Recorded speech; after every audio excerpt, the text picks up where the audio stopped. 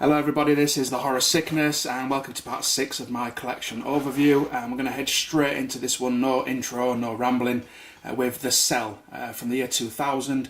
This is about an FBI agent who persuades a social worker, played by Jenny from the Block, to enter the mind of a serial killer who's in a coma in order to learn where he has hidden his last victim. This film mainly revolves around the visuals. Obviously going into the mind of a serial killer, the filmmakers have free roam on where to take it visually, and director Tarsem Singh does exactly that. For me, unfortunately, this ends up being a case of kind of style over substance. Lopez is unconvincing throughout most of the film. Vince Vaughn just seems kind of out of place, doesn't quite fit. The casting of him doesn't seem quite right to me. The character development is lacking, meaning you end up just not caring for them enough. There are a few real positives though. Let me go ahead and say that the dream sequences in particular are excellent. They're genuinely creepy at times. Vincent D'Onofrio, who plays the serial killer, is brilliant. He's actually one of my favourite actors. I think he's fantastic. And the musical score by Oscar winner Howard Shore, who's worked on a ton of films, works really well with this one as well. It's very Seven-like, which he also composed the soundtrack for, so it's not a surprise. But if you know the kind of sounds and the music that go along with the film Seven, that'll give you an idea what you get here. It's worth a watch. It is far from perfect, but if you go into it, just enjoy the visuals and things, you'll probably end up having a decent enough time. Next up, and this is The Changeling from 1980, and this is how a ghost story is told. It's one of my very favourite films. Composer John Russell, played brilliantly by George C. Scott, loses his wife and child in a freak accident. Consumed by grief, he rents a huge old mansion where he can go and write his music and reflect on what's going on in his life. He does soon realise though that he's very much not alone in the house, and with the help of Claire, he rushes to uncover the house's secrets. I could go on and on about this film, but obviously we don't have time just to do a full episode on it. So in summary, just a few points that I really want to get across. The acting in this movie is very good, as the film was very well cast. Whoever did the casting for the film did a really good job and put some really professional actors in place, and they did fantastic work. As I say, George C. Scott in the lead is brilliant. From the lead to the supporting cast, all good. The atmosphere is heavy and it's very well built throughout the film, which brings me to my main point and the highest praise that I have for the film. It is genuinely creepy and scary. We're talking about a film that's over 30 years old now, and the way that the scares are built is the main thing that impresses me. It works hard for its scares, by which I mean it doesn't rely on the soundtrack or shocking visuals or unexpected loud noises and things like that, but just by cleverly building genuine tension, means that you get some really genuinely creepy and scary moments, and it's fantastically done. I love it, I know you love it, and if you haven't seen it, watch it, and I know you're going to love it. Simple as that. Next up we have Cherry Falls from 2000. Psychotic serial slasher goes on a murder spree at Cherry Falls High School, only killing virgins, and this prompts the local teenage population to organise a sex party in order to lose their virginity and thus no longer be targets. At first that does seem like a rather silly plot, but given the slasher movies of the time, and indeed more slasher movies leading up to that, it does have an interesting take on the genre. The long accepted rule in slasher movies is that virgins will live and anybody having sex will end up being killed. In this, obviously that's turned on its head, and it makes actually for quite a unique twist. Although it's interesting, it isn't quite enough to stop this film falling into line with most of the other slashers of the time, and it just comes a little bit generic. It's not a bad watch though, don't get me wrong. It's got some tense moments. Obviously the twist on the plot, and within the film there's a few plot twists as well that it's enough to keep you interested, and it's a decent enough watch, so give that a go. Before we head into the next film, I want to head over and take a look at this episode's special edition. So we need to go over to the table, which last episode, if you were watching, was actually a chopping board on top of the cooker, because me and my wife have just moved and we don't have a table. So I do apologise for the chopping board, but we're going to head over to the table, and God knows what it's going to be this week. Let's take a look. Okay, so welcome to the table, which in this case is actually just a box in the corner of the room. Last week it was a chopping board, God knows what it's going to be next week until we buy a table. For this one, for the special edition, we have this. This is a blurry image with a blurry... Oh, this is Ichi the Killer. This is a collector's blood bag edition.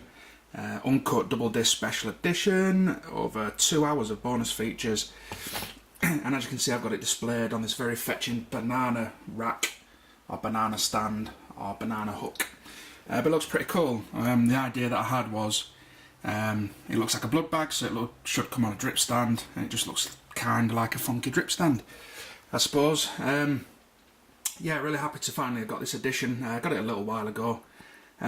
This is obviously Takeshi Miike's Ichi the Killer, from the director there of Audition and Imprint.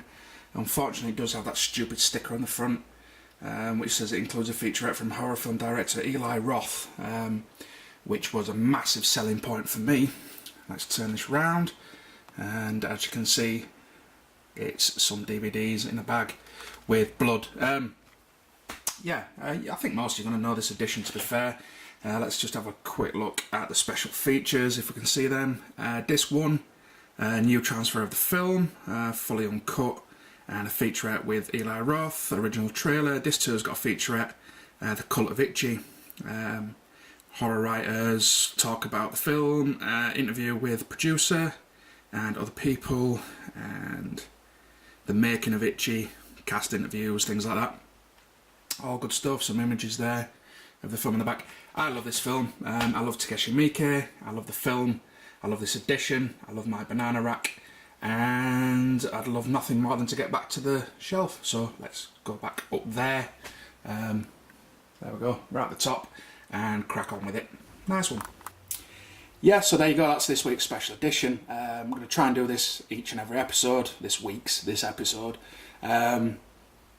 And just keep it interesting a bit, so you're not just looking at the shelf and me with my silly little hand gestures and puppets and tattoo, and God, it would get very, very boring. Next up, and as promised in the previous episode, a franchise, the first franchise we've gone into since starting this, and it is Child's Play. The first one, Child's Play, 1988. A single mother gives her son Andy a good guy's doll for his birthday, not knowing that it's possessed by the soul of serial killer Charles Lee Ray, who is looking for a way back into a human body. I'm going to use this term, lightly, but interestingly, which is probably not very interesting, and probably everybody knows it, they took the killer's name from real life killers, Charles Manson, Lee Harvey Oswald, and James Earl Ray. Anyway, this is directed by Tom Holland, who also brought us Fright Night, and stars a favourite of mine, Brad Dourif. He's in a ton of stuff. He's one of these kind of character actors. He pops up in loads. But for me personally, his role in Beyond the Sea, which is my favourite X-File episode, is brilliant. Anyway, you all know Child's Play, it's classic. It's not everybody's favourite franchise. In fact, I've very rarely heard anyone say it's their favourite franchise, but you know. Next up, we had Child's Play 2. This came out in 1990. Director John Lafia brings us this. It's actually 3 years, I don't know if you remember my previous video, or one of my previous videos. It's 3 years before he directs Man's Best Friend, and if you know what film that is, then you'll know why I mention it. I'll put a link to the trailer for Man's Best Friend off for this particular clip below. Anyway, it's pretty much a continuation of the first, only with more gore. Does have a bit more gore in this one, less scares, and you can see where the humour starts creeping into it a bit more. And it obviously starts to show us where the series is going to go further down the line. What else do I say? It's, it's an entertaining enough watch. It's by no means the worst horror of the early 90s. There was a bunch of crap floating about in the early 90s. And as I say, it carries on the series pretty well. Next up, and one that does garner a fair bit of hate, to be fair, this was on a year after, and this is Child's Play 3. This time around, Chucky is directed by Jack Bender, who's responsible for directing episodes of Lost, Sopranos and stuff, basically a lot of TV shows and series and TV movies and things. I've always had a bit of a soft spot for this one. Yeah, it gets slated, like I say, but who cares? I like it. Don't know why, I can't tell you why. Just watch it, have a bit of fun. Next up, we have Bride of Chucky. This actually comes 7 years later, so there was obviously a big gap in between the first three and this one. Directed by Ronnie Yu, who'd go on to direct Freddy vs. Jason. And this one takes Chucky well and truly down the campy comedic route, but actually does it pretty well. I know that this is kind of 50-50, either love it or hate it. Having said that, I'm kind of in the middle. I'm swaying a bit more towards the love than the hate. It's not a horror film, as I say, as much as it is a comedy, but there are some cool death scenes, and as long as you don't take it too seriously, you can have a really good time watching it. And obviously Jennifer Tilly, need I say more. Last up in the franchise is Seed of Chucky. This was back in 2004, so this is, what, 8-9 years old now. Final part of the Chucky films.